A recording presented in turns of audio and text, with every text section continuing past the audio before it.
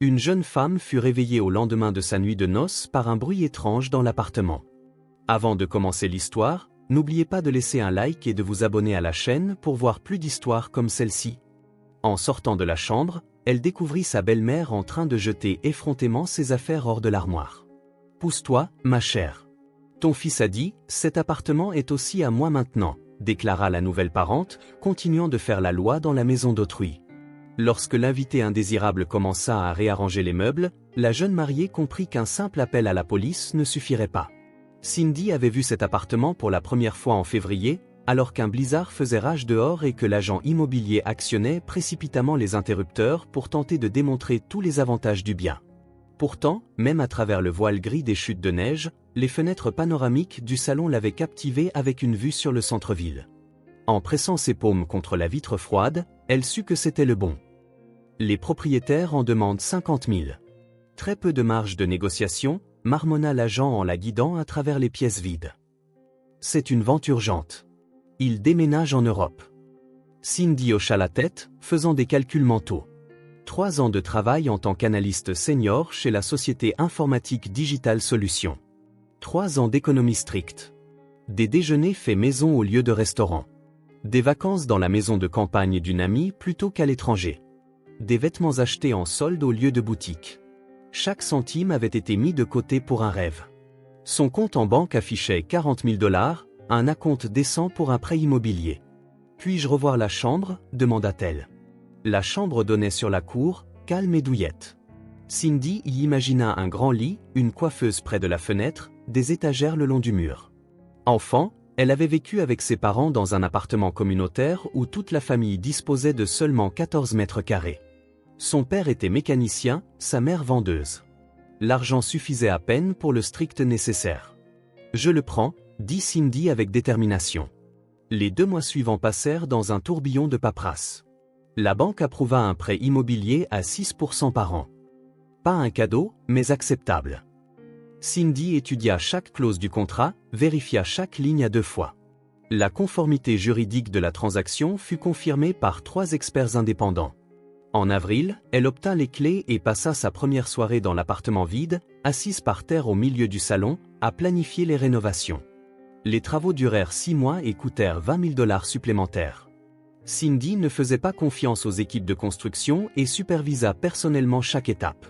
Elle éplucha les forums, consulta des designers et choisit les matériaux elle-même. Elle peignit les murs dans des tons pastels chaleureux et posa du parquet en chêne au sol. Dans le salon, elle installa un canapé d'angle couleur sable et une table basse en verre trempé. La cuisine fut équipée des appareils les plus récents, lave-vaisselle, plaques de cuisson, four, tous encastrés, tout méticuleusement planifié. Ce dont elle était le plus fière, c'était la chambre. Un lit large avec une haute tête de lit, une commode en bouleau massif, un miroir au cadre élégant. Près de la fenêtre, elle plaça un petit fauteuil, parfait pour lire le soir avec une tasse de thé. Au mur, elle accrocha des reproductions de peintures impressionnistes. C'était devenu un véritable refuge pour l'âme. En octobre, l'appartement était méconnaissable. Ses amis étaient bouche bée en entrant. Ses collègues demandaient à venir admirer la rénovation design. Cindy acceptait les compliments avec fierté. Chaque centime investi dans ce foyer avait été honnêtement gagné. C'est en octobre qu'elle rencontra Archie. La fête d'entreprise pour l'anniversaire de leur ami commun, Ethan, avait lieu dans un restaurant branché. Cindy arriva après le travail, encore dans son tailleur strict, légèrement fatiguée par une longue journée à analyser des rapports. « Vous ne dansez pas » demanda une voix masculine derrière elle. Elle se retourna et vit un beau brun au sourire franc, grand, athlétique, en jean et chemise claire. Des yeux marrons, amicaux. Il semblait simple et accessible, pas le genre de mâle alpha dont elle se méfiait. Juste un peu fatigué, admit-elle. La journée de travail a été longue. Archie, se présenta-t-il en lui tendant la main. Et vous devez être la Cindy dont Ethan m'a parlé. Le génie propriétaire d'un superbe appartement en centre-ville. Elle rougit. Ethan exagérait clairement ses réussites, bien qu'il y eût une part de vérité dans ses paroles. Analyste programmeuse, corrigea-t-elle modestement. Et l'appartement ? Eh bien, oui, un peu. Archie s'avéra être directeur des ventes dans une grande concession automobile. Il travaillait avec des marques premium, gagnait bien sa vie, mais vivait avec sa mère dans un studio près de l'autoroute. Il justifiait cela par le souci d'une parente âgée et un moyen d'économiser sur le loyer. « Vous économisez pour votre propre logement ?» demanda Cindy. « Pas tout à fait encore », haussa-t-il les épaules. « Maman est souvent malade, donc je dois dépenser pour les médicaments et les médecins. Et vous savez, un célibataire n'a pas vraiment besoin de beaucoup d'espace. » Il commença à la courtiser immédiatement et avec panache. Le lendemain de la fête, il envoya un bouquet de roses blanches à son bureau. Ses collègues féminines soupirèrent d'envie, tandis que Cindy se sentit comme l'héroïne d'un film romantique. Auparavant, les hommes ne lui avaient pas prêté beaucoup d'attention. Soit elle manquait de temps à cause du travail, soit elle-même avait été trop concentrée sur sa carrière. Archie appelait tous les jours, l'invitait au théâtre et au restaurant, lui offrait des fleurs pour la moindre occasion et savait lui faire des compliments si sincères que Cindy fondait. Il lui disait qu'elle avait des yeux extraordinaires couleur de mer, que son sourire illuminait le monde entier et qu'être avec elle faisait de lui l'homme le plus heureux du monde. « Tu es si intelligente, brillante, indépendante », admira-t-il lors d'un dîner dans un petit restaurant italien. « Parfois, j'ai l'impression de ne pas te mériter. »« N'importe quoi, » rit Cindy. « Tu es un homme formidable. » Elle tomba amoureuse, vite et profondément. À 30 ans, c'était son premier grand amour. Avant cela, elle n'avait eu que de brèves romances qui se terminaient avant même de vraiment commencer. Archie semblait parfait, attentionné, prévenant, avec un bon sens de l'humour, n'essayant jamais de faire de l'ombre à ses réussites. Au contraire, il était fier de sa petite amie intelligente. 3 mois après le début de leur relation, il vint chez elle pour la première fois. Il parcourut l'appartement avec admiration, toucha les meubles, contempla les tableaux. « Mon Dieu, Cindy, c'est un palais », souffla-t-il, debout près des fenêtres panoramiques du salon. « Comment as-tu réussi tout ça ?»« J'ai travaillé, économisé, planifié », répondit-elle. « Un rêve, tu sais, qui est enfin devenu réalité. Et moi, je vis toujours chez ma mère comme un fils à maman, soupira Archie. C'est embarrassant à admettre. Il n'y a pas d'honte à ça. Prendre soin de sa mère est admirable. » Mais secrètement, Cindy rêvait déjà qu'il emménage avec elle. Elle les imaginait se réveillant ensemble dans sa chambre douillette, prenant le petit déjeuner dans la cuisine, regardant des films sur le grand canapé. L'idée d'un foyer familial semblait si proche et tangible. Elle se prépara soigneusement pour la rencontre avec sa future belle-mère. Archie l'avait prévenu que sa mère était une personne difficile qui mettait du temps à s'habituer aux nouvelles personnes. Emma travaillait comme comptable dans une clinique locale et était veuve depuis 10 ans. Elle idolâtrait son fils et était jalouse de toute femme. La rencontre eut lieu dans leur studio au rez-de-chaussée d'un immeuble de 9 étages. Cindy arriva avec un gâteau et un bouquet de chrysanthèmes. Emma l'accueillit dans une vieille robe de chambre, délibérément négligée, avec un regard hostile dans ses petits yeux. « Alors, c'est elle » marmonna la belle-mère, jetant à peine un regard au cadeau. « Entrez, mettez-vous à l'aise. » L'appartement était exigu et encombré. Le canapé-lit occupait presque toute la pièce. Le long des murs, armoires et tables de chevet se serraient les unes contre les autres. Des piles de dossiers médicaux et de médicaments s'entassaient sur la table. L'air sentait le renfermé et le médicament. « Maman, je te présente Cindy », s'agita Archie. « Je t'ai parlé d'elle. »« Parlé ? Tu m'as parlé. » Emma hocha la tête, sans prendre la peine de serrer la main de Cindy. « Asseyez-vous. On va prendre le thé. » À table, la belle-mère examina Cindy d'un regard perçant et lui posa des questions gênantes sur son salaire, ses parents et ses projets d'avenir. Lorsqu'elle apprit qu'elle était propriétaire de l'appartement, ses yeux brillèrent d'une lueur malsaine. « Alors, vous avez votre propre logement ?» dit-elle d'un ton traînant. « Et vos parents ? Où habitent-ils ?»« À Sacramento » répondit Cindy. « Mon père est à la retraite, ma mère aussi. »« Compris. Et vous prévoyez d'épouser mon Archie ?» La question tomba, abrupte et sans préambule. Cindy se figea et rougit. « Maman, qu'est-ce que tu racontes ?» Archie avait l'air embarrassé. « Quoi ? C'est une question normale », le coupa Emma. « Il est temps que les jeunes clarifient leur relation. » Cindy rentra chez elle le cœur lourd. Il était clair que sa belle-mère ne l'avait pas prise en sympathie. Cela se voyait dans chaque regard, chaque mot. Mais son amour pour Archie était plus fort que ses craintes. Un mois après avoir rencontré sa mère, elle décida de faire la grande proposition. « Archie, veux-tu emménager avec moi ?» demanda-t-elle un soir alors qu'ils étaient assis dans sa cuisine avec des tasses de café. Il s'étouffa légèrement en toussant. Tu es sérieuse? Absolument sérieuse. Il y a beaucoup de place, et je me sens seule. En plus, on s'aime. Pourquoi ne pas essayer de vivre ensemble? Archie resta longtemps silencieux, réfléchissant. Et maman? Elle a l'habitude que je sois là. Je l'aide à la maison, je fais les courses. C'est une adulte. Elle s'en sortira. Et tu continueras à lui rendre visite, à l'aider. Tu vivras juste ici avec moi. Laisse-moi réfléchir, demanda-t-il. Il réfléchit pendant 3 jours. Cindy ne tenait plus en place, se demandant ce qu'il déciderait. Puis il arriva avec une petite valise et un sourire timide. Si tu n'as pas changé d'avis, je suis prêt à essayer. Les premières semaines de vie commune furent un conte de fées. Archie admirait chaque petit détail. La baignoire confortable, la cuisine spacieuse, le lit moelleux. Cindy savourait sa présence et préparait les dîners. Il regardait des séries, blotti sur le canapé. Il semblait que ce serait toujours ainsi. Mais Emma n'était pas prête à baisser les bras. Elle appelait son fils plusieurs fois par jour, se plaignant de sa santé, exigeant qu'il vienne immédiatement. Un jour, c'était une crise d'hypertension. Le lendemain, son cœur la dérangeait ou elle n'arrivait pas à faire les courses. Archie faisait des allers-retours entre les deux femmes, essayant de satisfaire les deux. Peut-être qu'on devrait inviter ta mère à dîner, suggéra Cindy un jour. Qu'elle voie comment nous vivons, pour qu'elle sache que tu es entre de bonnes mains. Non, refusa vivement Archie. Elle n'est pas encore prête pour ce genre de visite. Cindy n'insista pas, mais nota sa réaction étrange. C'était comme s'il avait peur de montrer leur vie commune à sa mère. Pour le nouvel an, ils décidèrent de se marier. Archie fit sa demande la veille de la fête, lui offrant une bague avec un petit diamant.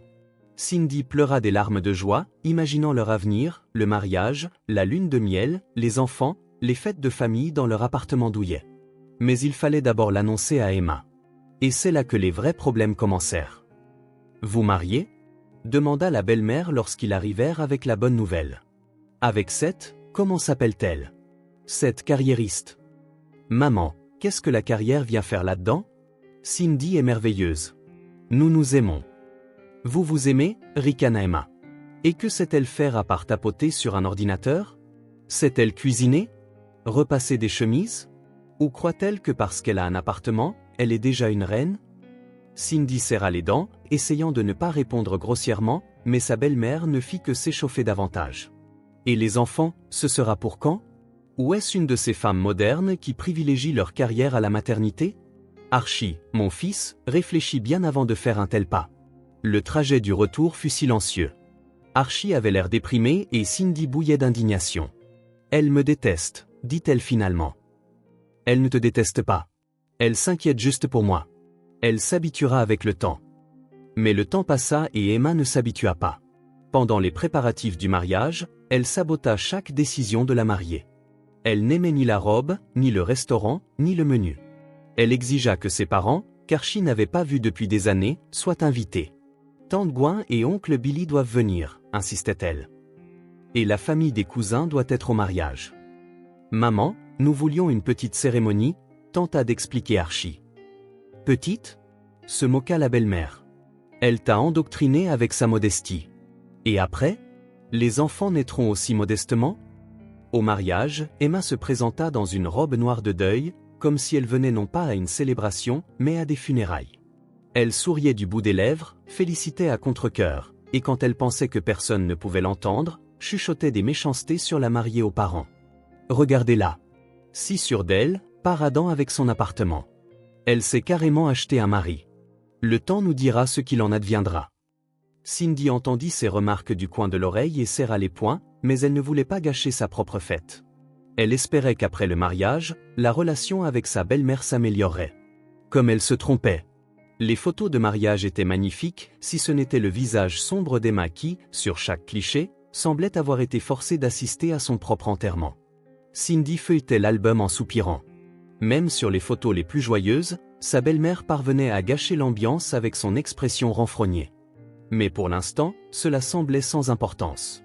Devant eux s'étendait une lune de miel aux Maldives. 3 semaines au paradis, seule avec son mari bien-aimé, loin des appels et des plaintes de sa belle-mère. L'idée d'aller aux Maldives venait de Cindy. Elle avait étudié les sites de voyage, comparé les hôtels, lu les avis. Archie se contentait d'acquiescer, admettant qu'en la matière, Il faisait entièrement confiance à son goût. Ça doit être cher, non? Demanda-t-il un jour, jetant un coup d'œil par-dessus son épaule à l'ordinateur portable. Pas vraiment, le rassura Cindy d'un geste de la main. J'ai économisé pour le voyage. On s'arrangera pour le reste plus tard. Tu pourras me rembourser la moitié quand tu pourras. Je le ferai, c'est promis, promit Archie en l'embrassant sur le sommet de la tête. Merci pour tout, mon soleil. Cindy réserva une chambre dans un hôtel 5 étoiles sur l'île, un bungalow sur pilotis, une plage privée, un restaurant gastronomique, pour 2000 $ pour 2 personnes pendant 3 semaines. La somme était impressionnante, mais peut-on vraiment lésiner sur un événement comme une lune de miel? Quand Emma apprit les projets des jeunes mariés, elle piqua une crise. Les Maldives, hurla-t-elle en agitant les bras. Mon fils, as-tu perdu la tête? Jeter autant d'argent par les fenêtres. Tu ferais mieux d'aider ta mère à acheter un nouveau frigo. Le mien est en train de tomber en morceaux. Maman, c'est notre lune de miel, expliqua patiemment Archie. Ça n'arrive qu'une fois dans une vie. Et alors? Je ne suis pas ta mère? Je t'ai élevé pendant 30 ans, je suis resté éveillé la nuit quand tu étais malade, et maintenant une étrangère est plus importante. Archie se tortilla, jetant un regard coupable à sa femme. Cindy resta silencieuse, comprenant que le moindre mot de sa part déclencherait une autre explosion. D'accord, maman. Nous achèterons certainement un frigo après les vacances, promit-il. Mais Emma n'était pas si simple. Elle lança une véritable campagne de sabotage du voyage, appelant au milieu de la nuit, pleurant au téléphone qu'elle se sentait terriblement mal et qu'elle était probablement en train de mourir. Archie sautait du lit et se précipitait chez sa mère, revenant des heures plus tard, épuisé. « Qu'est-ce qu'elle a ?» demanda Cindy. « Des pics de tension, des douleurs à la poitrine. »« Nous avons appelé le médecin, dit-il. »« C'est le stress.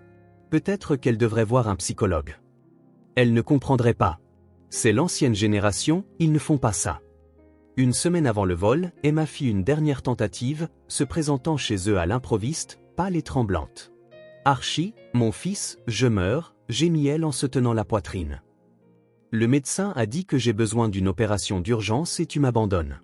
Tu pars aux Maldives. » Cindy était méfiante. La veille, Archie avait dit que sa mère se sentait mieux, qu'elle était même allée au marché faire des courses. « Quelle opération, maman? Tu allais bien hier. »« Hier, c'était hier.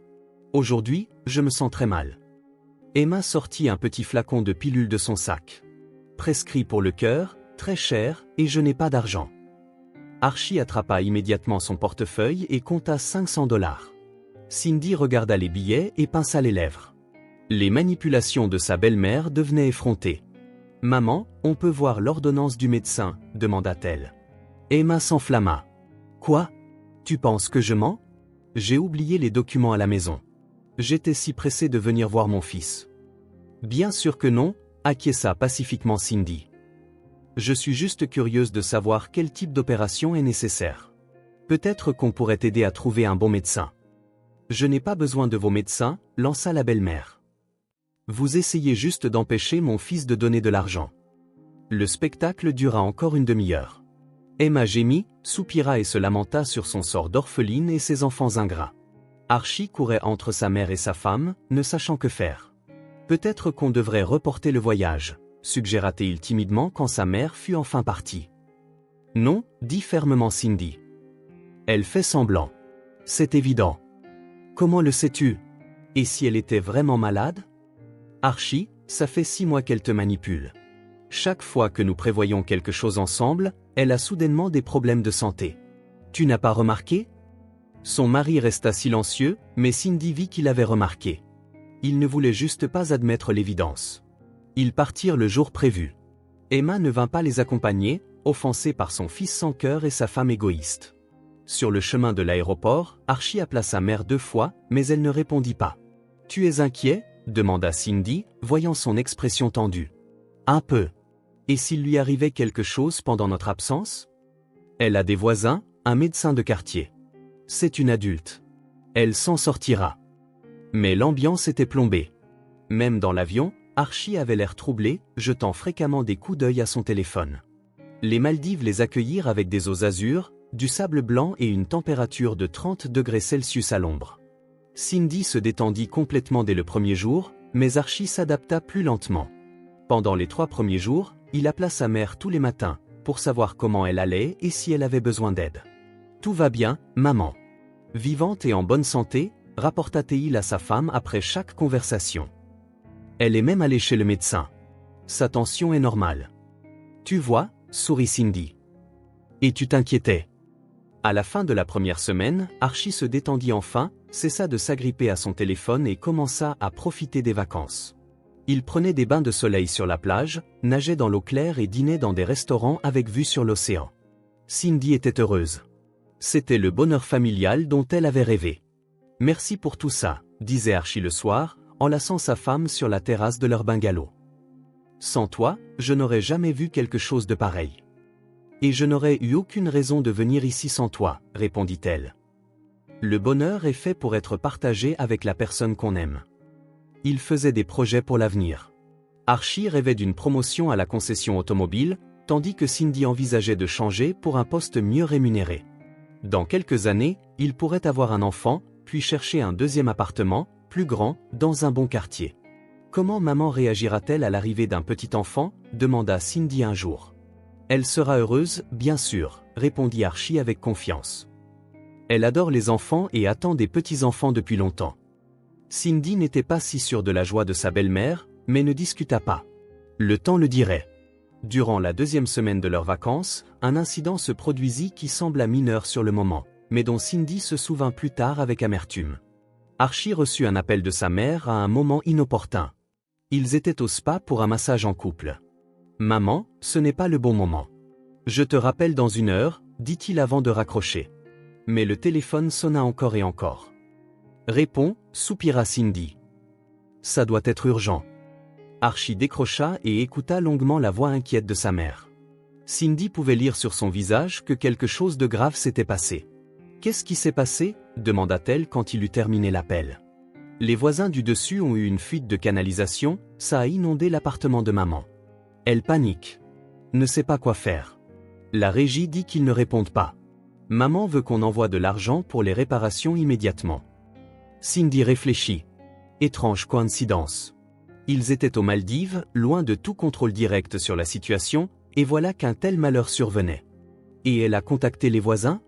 Ils devraient couvrir les dégâts. Les voisins prétendent que ce n'est pas leur faute. Les tuyaux sont vieux. Maman est complètement désemparée. Qu'elle envoie des photos, suggéra Cindy. Voyons l'ampleur des dégâts. Archie transmit la demande à sa mère, mais les photos n'arrivèrent jamais. À la place, de nouveaux détails apparurent. Soi-disant, la chambre était inondée, les meubles abîmés, le papier peint et le sol devaient être remplacés d'urgence. Elle demande 500 $, rapporta Archie, perplexe. Elle dit que sans cet argent, elle n'aura nulle part où vivre. Ça semble beaucoup pour des réparations superficielles dans un studio. Eh bien, de nouveaux meubles, du papier peint, du lino. Cindy ne discuta pas, mais nota mentalement une autre bizarrerie. Ils transférèrent l'argent le jour même. Emma les remercia en larmes, promettant de montrer les reçus de tous les achats. Comme pour les photos, ils ne virent jamais aucun reçu. La 2e semaine de vacances se passa tranquillement. La mère cessa d'appeler pour des problèmes, se limitant à de courts textos disant que tout allait bien et que les travaux de réparation battaient leur plein. Archie se calma et recommença à profiter de la lune de miel. La 3e semaine, il devint pensif et s'absentait souvent pour des appels téléphoniques. Cindy n'écoutait pas aux portes mais remarqua que sa voix devenait coupable, pleine d'excuses. Clairement, sa mère exigeait quelque chose de lui. « Tout va bien à la maison » demanda-t-elle après un autre appel d'1 demi-heure.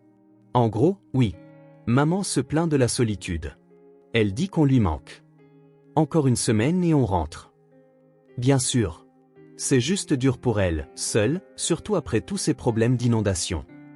Les derniers jours de vacances, Archie devint visiblement nerveux. Cindy attribua cela à la fin naturelle de la lune de miel, à la réticence de retourner à la vie quotidienne. Elle-même était aussi triste, elle aurait voulu prolonger ce conte de fées, rester au paradis pour toujours. Ne sois pas triste, le réconforta-t-elle. On reviendra ici. Peut-être pour notre anniversaire de mariage. Oui, peut-être, acquiesça-t-il distraitement. Dans l'avion du retour, Archie était silencieux et tendu. Plusieurs fois, il commença à composer un numéro, puis changea d'avis et rangea son téléphone. Cindy décida de ne pas le presser de questions, il réglerait ça à la maison.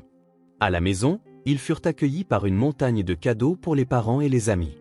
Cindy avait acheté des souvenirs pour tout le monde, pour l'oncle Charlie, une statue de pêcheur en bois, pour son ami, des bijoux en perles, pour ses collègues, des aimants et des cartes postales. Il y avait aussi un cadeau pour Emma, une belle écharpe en soie avec un imprimé tropical. « Tu penses que ça lui plaira » demanda-t-elle à Archie. « Probablement » répondit-il avec incertitude. « Maman aime les choses colorées. » L'avion atterrit à 10 heures du matin. Pendant tout le trajet, Archie fut inhabituellement silencieux, répondant par des phrases courtes, regardant constamment par la fenêtre. Cindy, fatiguée par le long vol, ne prêta pas beaucoup d'attention à son état. Elle ne pensait qu'au plaisir de prendre une douche dans sa propre salle de bain et de dormir dans son propre lit. À la maison, souffla-t-elle avec soulagement lorsque le taxi s'arrêta devant leur immeuble. Archie aida à porter les valises mais semblait mal à l'aise. Plusieurs fois, il jeta un coup d'œil à son téléphone comme s'il attendait un appel important. « Appelle ta mère. Dis-lui qu'on est bien arrivé », suggéra Cindy en sortant les clés. « Je vais prendre une douche en attendant. »« Oui, d'accord, je vais appeler », marmonna son mari. Ils montèrent au 4e étage. Cindy déverrouilla la porte. Leur appartement les accueillit avec le silence et une légère odeur de renfermé. 3 semaines d'absence se faisaient sentir, mais dans l'ensemble, tout semblait comme il l'avait laissé. « On est si bien chez soi », s'étira Cindy en enlevant ses chaussures dans l'entrée. « Va appeler ta mère. Je vais défaire les valises. » Archie hocha la tête et disparut dans le salon avec son téléphone. Cindy traîna les valises dans la chambre, rêvant de tout ranger rapidement et de prendre une douche tant attendue. Ce qu'elle vit dans la chambre la figea pendant quelques secondes. Puis la réalité la frappa comme une avalanche, et Cindy comprit que leur bonheur familial venait de prendre fin. Cindy se tenait sur le seuil de la chambre, incapable d'en croire ses yeux. Son armoire, si soigneusement organisée, bâillait, grande ouverte, son contenu éparpillé sur le sol dans un désordre multicolore. Robes, chemisiers, jupes, sous-vêtements, tout était mélangé dans un désordre chaotique, comme si un ouragan avait ravagé la pièce. Sur les étagères vidées se trouvaient les vêtements de quelqu'un d'autre, des cardigans démodés, des robes de chambre fanées, des robes en tricot à petits motifs floraux. La garde-robe d'Emma avait pris la place des vêtements que Cindy avait si méticuleusement sélectionnés. Dans le coin de la chambre, où se trouvait auparavant un fauteuil de lecture confortable, étaient entassées 3 valises cabossées et une table de chevet miteuse.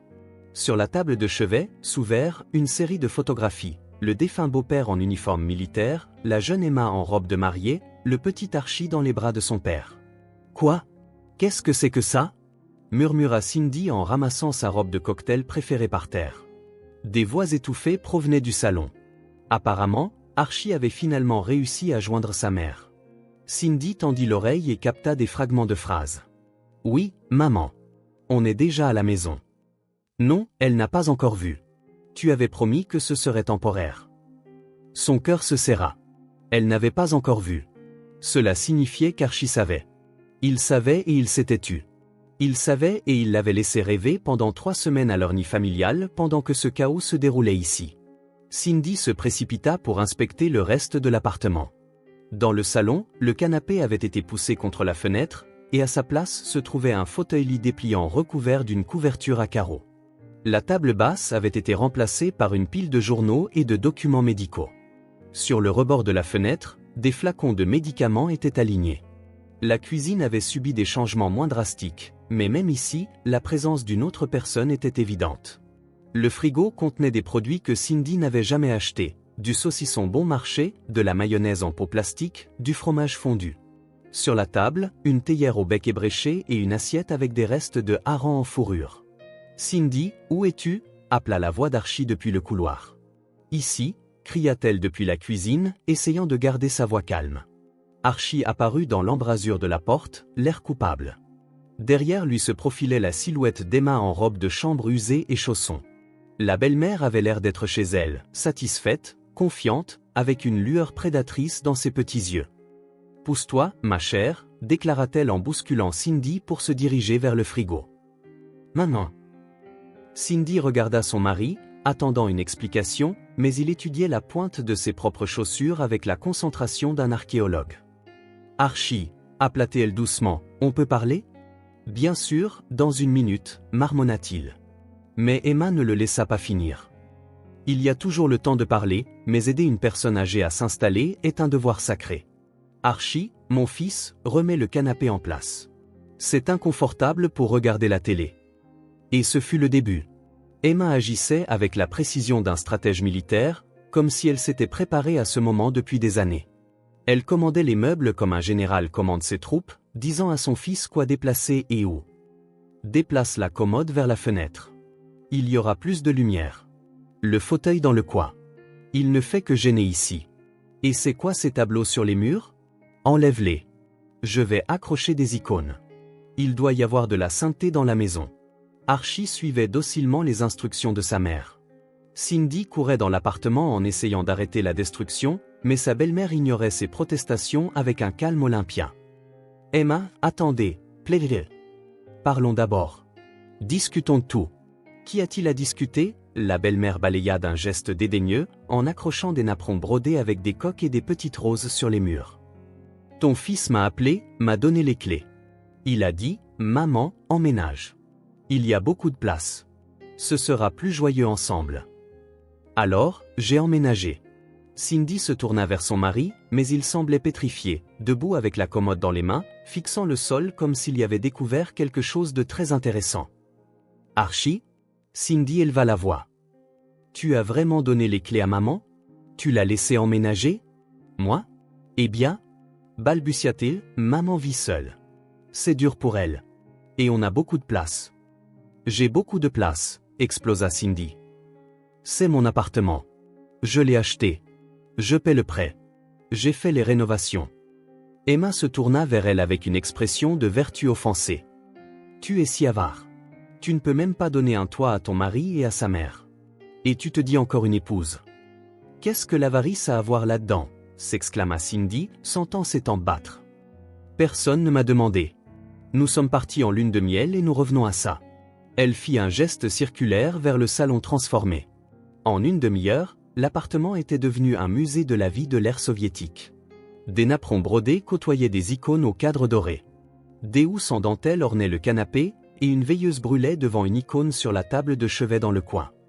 Confortable et chaleureux, n'est-ce pas? Emma examina le résultat avec satisfaction. C'était froid ici avant, comme dans un musée. Il manquait de chaleur familiale. Cindy se prit la tête entre les mains.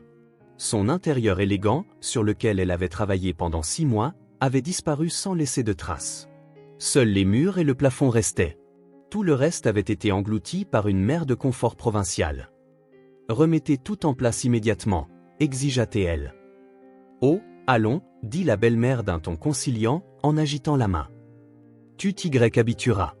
L'important, c'est l'harmonie familiale, pas quelques babioles de designer. Archie leva enfin son regard du sol et regarda sa femme avec culpabilité. Cindy, ne te fâche pas. Maman vit vraiment seule. Elle a eu des moments difficiles.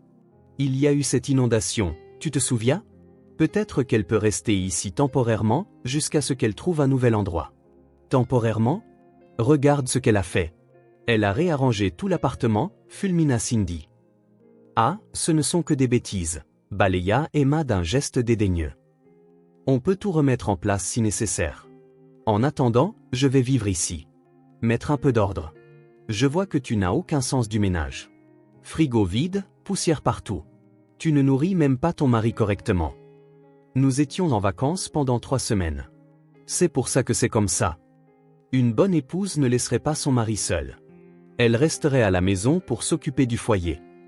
Cindy sentit qu'elle était sur le point d'exploser. Sa main tremblait de rage.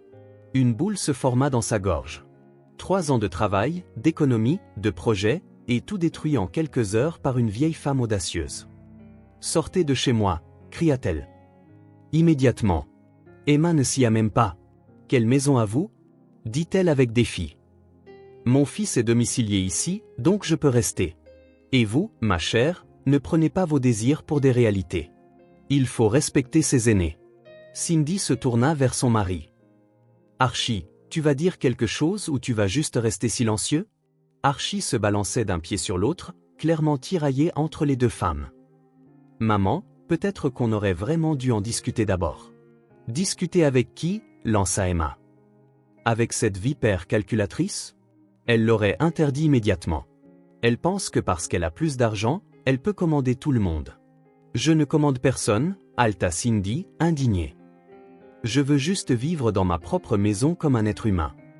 Vivre comme un être humain, c'est quand on ne laisse pas sa vieille mère à la rue, rétorqua la belle-mère. La dispute aurait pu durer éternellement, mais Cindy comprit que les mots ne résoudraient rien. Emma était venue pour de bon et pour longtemps, et Archie n'allait clairement pas s'opposer à elle. Elle devait agir de manière décisive. Cindy sortit son téléphone et commença à composer un numéro. Pas la police. Il se contenterait de hausser les épaules et de conseiller de régler les problèmes familiaux à l'amiable. Pas un avocat. Le temps qu'il démêle l'affaire, la belle-mère pourrait déjà s'être domiciliée à la résidence de son fils. Elle composa le numéro de l'oncle Charlie. « Allô, oncle Charlie. C'est Cindy. Peux-tu venir maintenant?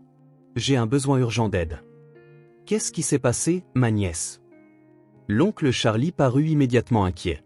« Je t'expliquerai plus tard. S'il te plaît, viens, et si tu peux, amène quelques gars. Il faut expulser quelqu'un. Compris. J'arrive. » Cindy rangea son téléphone et regarda sa belle-mère. « Vous avez 40 minutes pour faire vos valises et partir d'ici volontairement. » Emma perdit son sang-froid. « Oh, tu m'as fait peur. Qu'est-ce que tu vas faire, me mettre à la porte? Je ne vais nulle part. Je resterai ici jusqu'à ce que je décide de partir moi-même. »« Qui as-tu appelé ?» demanda Archie, inquiet. « Oncle Charlie. Tu te souviens de lui ?» L'expression de son mari changea. Il n'avait vu Charlie qu'une seule fois, au mariage, mais l'oncle avait fait une impression inoubliable. 2 mètres de haut, des épaules comme une armoire à glace, des bras comme des pelles, il travaillait comme contremaître principal dans une aciérie, dirigeant une équipe d'hommes massifs. « Cindy, peut-être que tu ne devrais pas ?» s'inquiéta Archie. « Nous sommes une famille. Nous devrions régler ça entre nous. Il y a 3 semaines, nous étions une famille, » répondit froidement Cindy.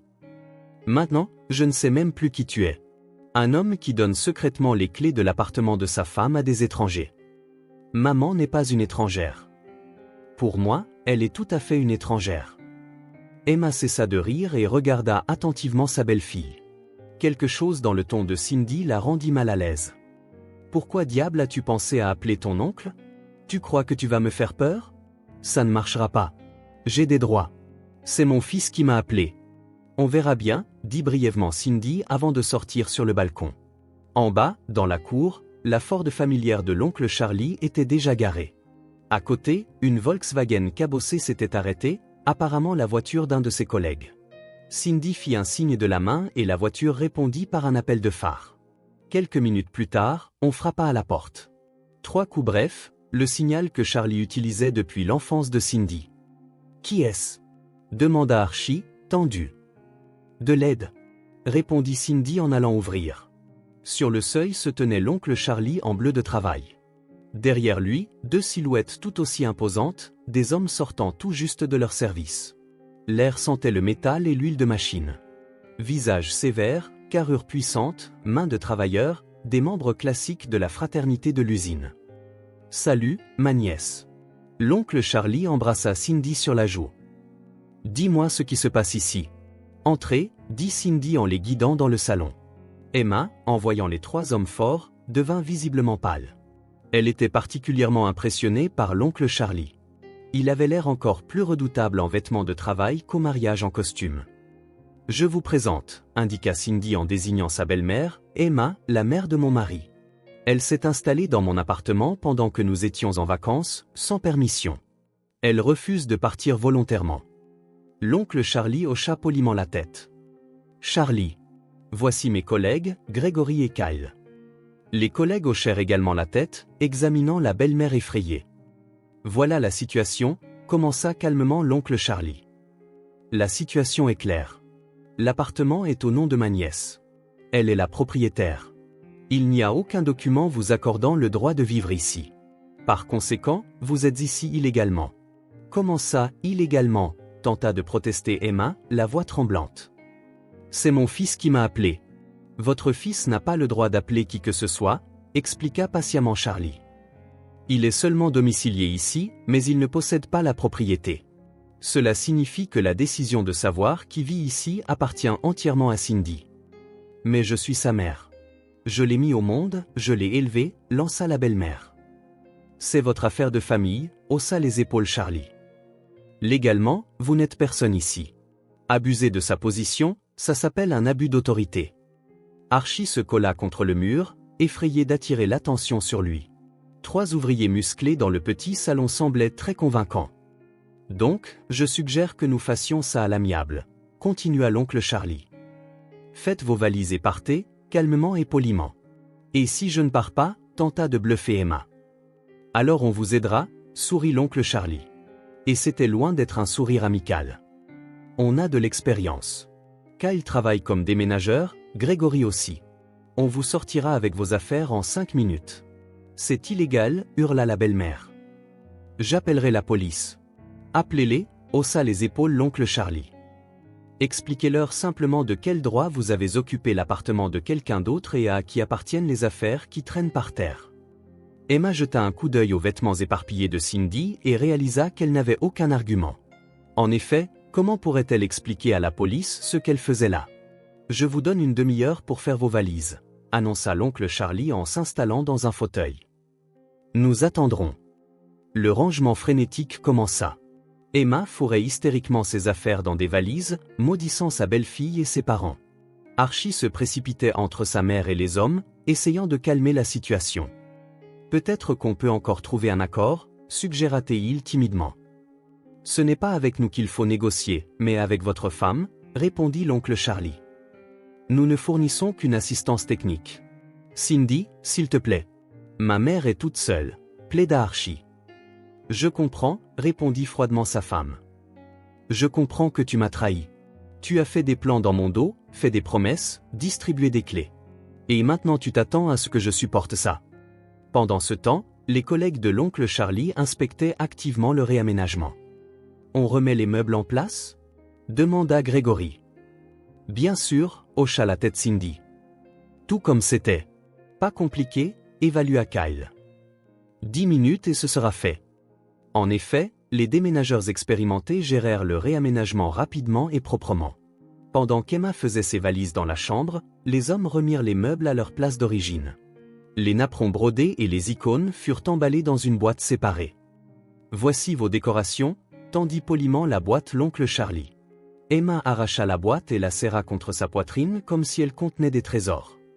Salaud, siffla-t-elle. Vous mettez une vieille femme à la rue, sans vergogne. Personne ne vous met à la rue, répondit calmement l'oncle Charlie. Vous avez un appartement. Retournez-y, il est inondé. Alors louez-en un autre ou restez chez des parents. Il y a plein d'options. Le rangement était terminé. 3 valises, 2 sacs, une boîte d'icônes et une table de chevet avec des photos. Toutes les affaires d'Emma tenaient dans le couloir. C'est tout, confirma l'oncle Charlie. La belle-mère regarda autour de l'appartement comme si elle cherchait quelque chose d'oublié, mais ne trouva rien. Archie, appela-t-elle son fils. Accompagne-moi au moins. Archie regarda sa femme avec culpabilité, mais elle se détourna. Il prit alors 2 valises et se dirigea vers la porte. Stop, l'arrêta l'oncle Charlie. Je pense qu'il vaut mieux que tu restes ici. Une conversation avec ta femme est nécessaire. Mais ta mère, c'est une adulte, elle s'en sortira. Ou on l'aidera à porter les affaires à la voiture. Emma comprit qu'elle ne pourrait compter que sur elle-même. Les hommes lui firent poliment mais fermement comprendre que son temps ici était écoulé. Souviens-toi de ça, siffla-t-elle à Cindy en guise d'adieu. Ça ne se terminera pas comme ça. Tu m'as pris mon fils. Maintenant, tu vas le regretter. Au revoir, Emma, répondit froidement Cindy. Les collègues de l'oncle Charlie portèrent les affaires à l'ascenseur. La belle-mère les suivit en traînant les pieds, sanglotant et maudissant les enfants ingrats et les belles filles méchantes. L'appartement redevint calme et spacieux. Merci beaucoup, remercia Cindy les hommes. Appelle-nous si tu as besoin, répondit l'oncle Charlie. Et toi, Archie, réfléchis bien à ton comportement. Trahir sa femme, ce n'est pas bien. Les hommes partirent et il ne resta plus que 2 personnes dans l'appartement, un mari et une femme, qui se sentirent soudainement étrangers l'un à l'autre. Après le départ de l'oncle Charlie et de ses collègues, un silence assourdissant s'installa dans l'appartement. Cindy se tenait au milieu du salon, là où une demi-heure auparavant Emma menait la danse, incapable de croire que le cauchemar était terminé. Les meubles étaient revenus à leur place d'origine. Les napperons brodés avaient disparu. La veilleuse dans le coin ne scintillait plus, mais le sentiment que la maison avait été profanée persistait. Archie était assis sur le canapé, la tête entre les mains. Il avait l'air misérable et confus, comme s'il ne comprenait pas ce qui s'était passé ni comment on en était arrivé là. « Eh bien, » dit froidement Cindy, « peut-être que maintenant tu vas m'expliquer ce qui s'est passé dans ma maison pendant qu'on se dorait la pilule aux Maldives. » Archie leva la tête et regarda sa femme avec des yeux pleins de douleur. « Cindy, je ne pensais pas que ça tournerait comme ça. » « Que ça tournerait comme ça ?» Elle s'assit dans le fauteuil en face de lui, les bras croisés. « Que ta mère sèmerait le chaos ici ? Ou que je le découvrirais ? Maman a dit qu'elle se sentait très mal après l'inondation. Qu'elle n'avait nulle part où vivre. Les murs étaient humides. De la moisissure était apparue. Et bien sûr, tu l'as cru immédiatement. Et pourquoi ne la croirais-je pas ? Ce n'est pas une ennemie pour moi. » Cindy eut un sourire méprisant. « Pas une ennemie pour toi, mais elle est mon ennemie depuis notre première rencontre, et tu le savais parfaitement. » Archie baissa les yeux, ne trouvant aucun argument. « Tu sais ce qui me choque le plus ?» continua Cindy. « Pas que tu lui aies donné les clés, pas que tu l'aies laissé emménager, mais que tu te sois tu. Pendant 3 semaines, tu m'as regardé dans les yeux, tu as parlé d'amour, fait des plans pour l'avenir, et tu t'es tu, sachant que ce cirque nous attendait à la maison. Tu comptais me le dire dans l'avion, à l'hôtel, ou te taire jusqu'au bout, en espérant que j'accepterais docilement le fait accompli ?» Archie se leva et commença à faire les 100 pas dans la pièce. « Cindy, s'il te plaît, comprends. J'avais peur de te le dire. Je savais que tu exploserais, que tu ferais un scandale. Et tu savais que j'aurais raison, » s'exclama-t-elle. « Parce que c'est mon appartement. Comprends-tu ? Le mien. Je l'ai acheté. Je paie le prêt. J'y ai dépensé chaque centime. Et tu agis comme si c'était ta propriété. Mais je suis ton mari. Mari n'est pas synonyme de propriétaire. Nous nous sommes mariés il y a un mois, mais ça ne te donne pas le droit de gérer ma propriété sans me demander. » Archie s'arrêta, la regardant d'un air blessé. « Donc, je suis un étranger pour toi, pas de la famille. » La question était tendue, mais Cindy ne s'adoucit pas. « Après aujourd'hui, oui, un étranger. La famille, c'est quand les gens se font confiance, se consultent, prennent des décisions ensemble. Ils ne complotent pas dans ton dos. » « Quel complot ? Maman a demandé de l'aide. Je ne pouvais pas dire non. Et tu ne pouvais pas me demander à moi ? Tu aurais pu appeler des Maldives, expliquer la situation, discuter des options. J'avais peur de gâcher tes vacances. » « Gâcher mes vacances ? » Cindy rit, mais son rire était amer. « Archie, peux-tu imaginer rentrer à la maison et trouver une femme étrangère dans ta chambre, des vêtements étrangers dans ton armoire, et tes affaires éparpillées par terre ? C'est ça, de vraies vacances gâchées. » Archie se rassit sur le canapé, se passant les mains sur le visage. « Je comprends que j'ai eu tort, mais maman, elle est vieille, malade, complètement seule depuis la mort de papa. Et cette inondation ? Y a-t-il même eu une inondation ? » L'interrompit Cindy. « Ou est-ce juste un autre mensonge pour obtenir de l'argent et s'installer dans mon appartement ? Bien sûr qu'il y en a eu une. Maman ne ment pas sur ces choses-là. » « Elle ne ment pas ? Et où sont les photos des dégâts ? Les rapports de la régie, les documents de réparation, les reçus des matériaux ? On a donné pas mal d'argent. » Archie hésita. « Eh bien, elle a dit qu'elle les montrerait plus tard. » « Plus tard, Cindy bondit de son fauteuil. « Archie, réveille-toi. Ta mère te manipule depuis que tu es enfant, et elle a essayé de faire la même chose avec moi. Ne parle pas comme ça de ma mère. Je dirai la vérité. Elle a tout manigancé, attendu qu'on parte pour s'installer confortablement ici. Elle pensait nous mettre devant le fait accompli, et qu'on l'avalerait. Et tu l'as aidée. » Archie se leva d'un bond, le visage rouge de colère. « Ça suffit. Ma mère ne t'a rien fait de mal. Elle voulait juste vivre dans des conditions normales. À mes dépens, dans mon appartement, sans ma permission. Et pourquoi tu lui en veux ? Il y a beaucoup de place. L'argent n'est pas un problème. » Cindy se figea. Voilà. Le vrai visage de mon mari. Tous ces mois, il avait secrètement envié ma réussite. Il pensait que je lui devais quelque chose juste pour m'avoir accordé de l'attention. Je vois, dit-elle calmement. Donc, tu penses aussi que je devrais entretenir ta famille ? Pas la famille. Ma mère, une vieille femme seule qui me déteste et fait tout pour détruire notre mariage. Elle s'inquiète juste pour moi, elle veut que je sois heureux. Heureux avec elle, pas avec moi. Archie, te rends-tu seulement compte de ce que tu dis? Une belle-mère normale se réjouit du bonheur de son fils.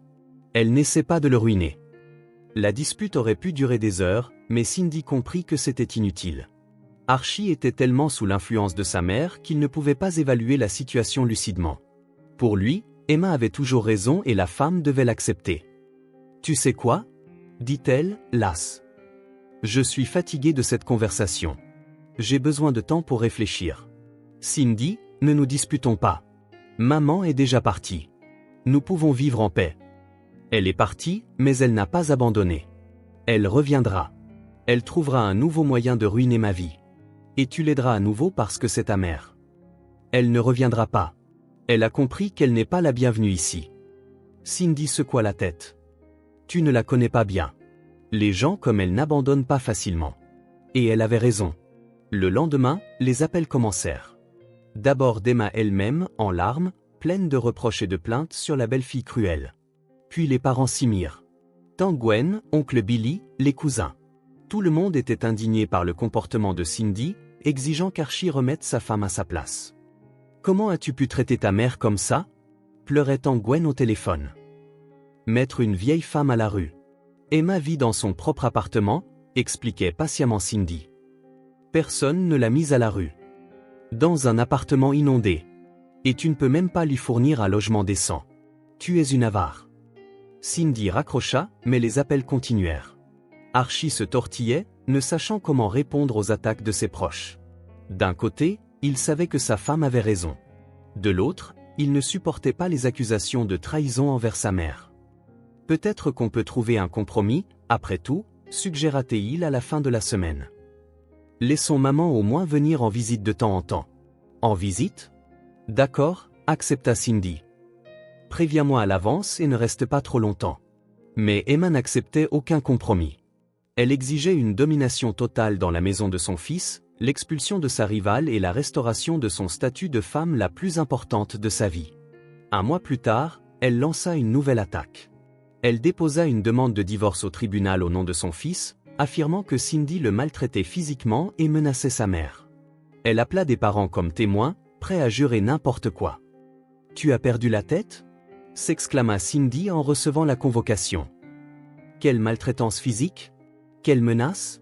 Archie resta pâle et silencieux, étudiant les documents. « Archie, tu n'as pas signé ça, n'est-ce pas ?» demanda sa femme. « Non, bien sûr que non, répondit-il. Mais maman dit qu'elle le fait pour mon bien. » « Pour ton bien ? Elle veut nous faire divorcer sans ton consentement. Elle pense que tu as une mauvaise influence sur moi, qu'à cause de toi, je suis devenue cruelle et sans cœur. » Cindy comprit que le combat serait long et sans scrupules. Emma ne reculerait devant rien pour reprendre le contrôle total de son fils. La tactique suivante fut les rencontres fortuites. La belle-mère attendait Cindy près de son bureau, au magasin, près de chez elle. Elle organisait des scènes publiques, l'accusant de détruire la famille et exigeant qu'on lui rende son fils. « Rends-moi Archie !» criait-elle en plein jour au milieu de la cour. Tu l'as ensorcelé, empoisonné contre sa mère. Les voisins accouraient aux cris, et Cindy rougissait de honte. Expliquer toute la situation à des étrangers était impossible. Ils ne voyaient qu'une femme âgée soi-disant maltraitée par une jeune belle-fille. « Emma, calmez-vous » tentait de la raisonner Cindy. « Parlons à la maison. Calmement. » « Quelle maison ? Tu m'as mise à la porte, tu t'es disputée avec mon fils.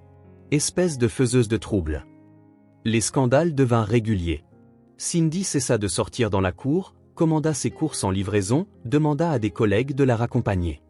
La vie devint un cauchemar de tensions constantes. Archie était tiraillé entre les deux femmes, mais se rangeait de plus en plus du côté de sa mère. Ses larmes et ses reproches l'affectaient plus fortement que les arguments de sa femme. « Maman ne se sent pas bien du tout », se plaignait-il. Sa tension monte. Son cœur lui fait mal.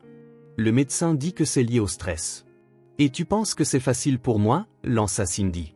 « Je ne peux même pas sortir de la maison en paix. Mais tu es jeune et en bonne santé, et maman est vieille. Ta mère est en meilleure santé que moi.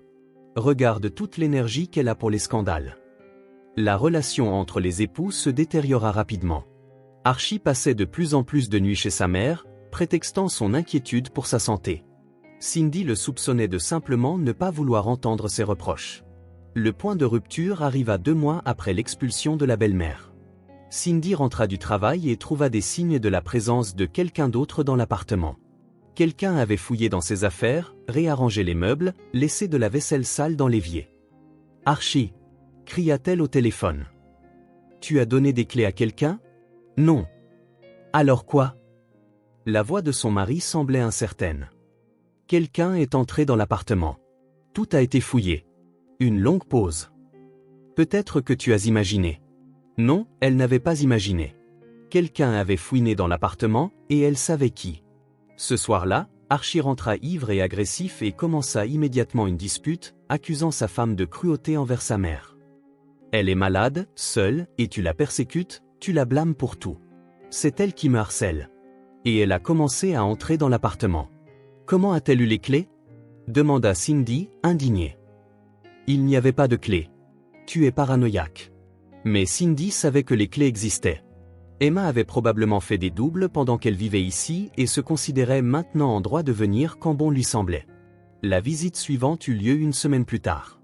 Cindy quitta délibérément le bureau plus tôt et surprit sa belle-mère en flagrant délit. Elle fouillait dans la chambre, triant les tiroirs. « Qu'est-ce que vous faites ici ?» exigea Cindy. Emma ne fut même pas gênée. « Je viens voir mon fils, voir comment tu le nourris, ce qu'il porte. Je vois que tu le nourris mal. Il a maigri. Partez immédiatement et donnez-moi les clés. » « Quelles clés ? Archie me les a données pour veiller sur lui. Il n'est pas au courant. » « Il sait. Il sait. Il a juste peur de te le dire. Tu as un caractère épouvantable. » Cindy expulsa de force sa belle-mère et changea les serrures le soir même.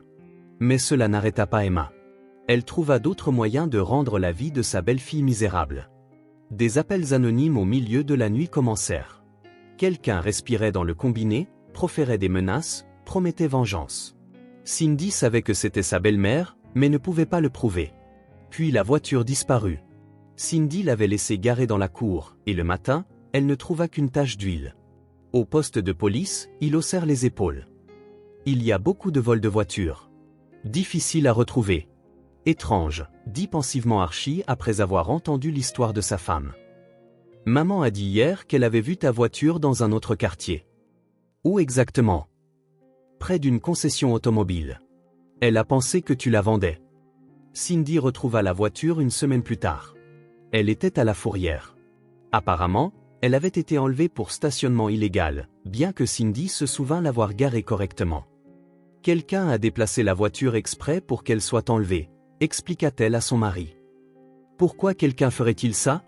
Se demanda Archie. Pour m'ennuyer. Devine qui ? Maman n'a rien à voir avec ça. Elle ne sait pas conduire. Mais elle pourrait payer quelqu'un ou demander à des parents de le faire. Mais Archie ne voulait rien entendre. Dans son esprit, sa mère restait la victime innocente d'une belle-fille cruelle. Emma porta le coup de grâce juste avant le nouvel an. Elle alla voir le patron de Cindy et raconta une histoire déchirante sur la façon dont sa belle-fille tourmentait une femme âgée, mentionnant des menaces de violence physique, l'expulsion de la maison et une pression psychologique. « Pouvez-vous imaginer le genre de personne qui travaille pour vous ?» sanglota-t-elle. Elle a mis une vieille femme malade à la rue. Le patron fut compréhensif mais se sentit tout de même mal à l'aise. Il convoqua Cindy et l'interrogea délicatement sur sa situation familiale. « Je comprends qu'il peut y avoir des difficultés avec les parents, dit-il. Mais il vaut mieux que cela n'affecte pas votre travail. » Cindy expliqua la situation. Le patron hocha la tête avec sympathie, mais il était clair que sa réputation avait pris un coup. Des chuchotements et des regards de travers commencèrent à circuler parmi les collègues. Le soir même, elle donna un ultimatum à son mari. « Archie, choisis.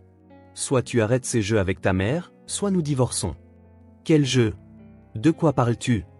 Ta mère est allée voir mon patron, elle me calomnie dans toute la ville, et tu prétends ne rien savoir. » Maman s'inquiète. « Alors, elle détruit méthodiquement ma vie, et tu l'aides. »« Je n'aide personne. Je ne veux juste pas choisir entre ma femme et ma mère. Alors je vais choisir pour toi. » Cindy sortit une valise du placard et commença à faire les affaires d'Archie. « Qu'est-ce que tu fais ? Paniqua-t-il. Je fais tes valises. Je demanderai le divorce demain. Cindy, ne te précipite pas. Discutons-en. Il n'y a rien à discuter. J'ai enduré les tourments de ta mère pendant 2 mois. Tu n'as rien fait pour l'arrêter. De plus, tu justifies ses actions. Mais je t'aime, non? Un homme qui aime aurait protégé sa femme, pas ne l'aurait laissé à la merci de sa mère. Archie se précipita dans l'appartement en essayant d'arrêter le rangement, mais Cindy était résolue. Tu peux rester ici ce soir, mais demain tu vas chez ta mère. Je suis sûr qu'elle sera heureuse. Et l'appartement? La propriété du divorce? L'appartement est à moi. Je l'ai acheté avant le mariage. Tu n'as aucun droit dessus. Il n'y a presque pas de bien commun. Nous ne sommes mariés que depuis 1 mois. Le divorce sera rapide. Le matin, Archie partit, emportant sa valise et les restes d'illusions brisées. Cindy le regarda partir et ressentit non pas un soulagement, mais un étrange vide. Le divorce fut prononcé 1 mois plus tard, comme Cindy l'avait prédit. Il n'y eut aucun litige de propriété. Il n'y avait rien à diviser. Archie n'essaya même pas de réclamer l'appartement, sachant que c'était sans espoir. Le triomphe d'Emma fut de courte durée. Ayant récupéré son fils, elle commença immédiatement à lui reprocher sa lâcheté, sa faiblesse et son incapacité à gérer sa vie. Tu as perdu un tel appartement. Avec un peu de fierté, tu aurais pu négocier, mais tu as eu peur comme un garçon. Archie commença à boire. D'abord le soir pour noyer les reproches de sa mère, puis le week-end, et finalement tous les jours. Il perdit son travail après 3 mois. Les clients ne voulaient pas traiter avec un directeur qui sentait l'alcool. C'est de sa faute, elle t'a poussé à ça, criait Emma, bien qu'au fond d'elle, elle sut qu'elle était la seule responsable de la chute de son fils. Ils louèrent un coin de chambre dans un appartement communautaire, se disputaient tous les jours, se détestaient, mais ne pouvaient se séparer. Ils n'avaient même pas assez d'argent pour leur propre logement. Pendant ce temps, Cindy vivait paisiblement dans son propre appartement, travaillant, voyant des amis, ayant changé les serrures 2 fois et installé le système d'alarme le plus moderne. Elle traitait désormais l'oncle Charlie avec un soin particulier, l'appelant chaque semaine, prenant de ses nouvelles, lui offrant des cadeaux coûteux pour les fêtes. « Merci, oncle Charlie », disait-elle. « Fais-moi signe si tu as besoin de quoi que ce soit, ma nièce », répondait l'oncle Charlie. « On aidera toujours. » Et Cindy savait que le cas échéant, il l'aiderait vraiment. Pour l'instant, elle savourait le silence, la paix et la liberté dans sa propre maison, que personne d'autre n'osait plus appeler la sienne.